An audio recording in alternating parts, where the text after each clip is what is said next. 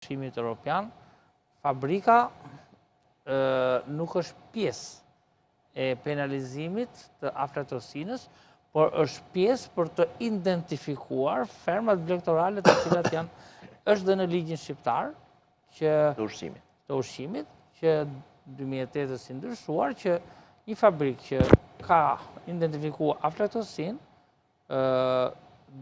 dhe është në mënyrë të shpesh, duhet të lajmëroj autoritetin përkatës për të vazhduar gjunshmërinë dhe për të marrë masat përkatëse.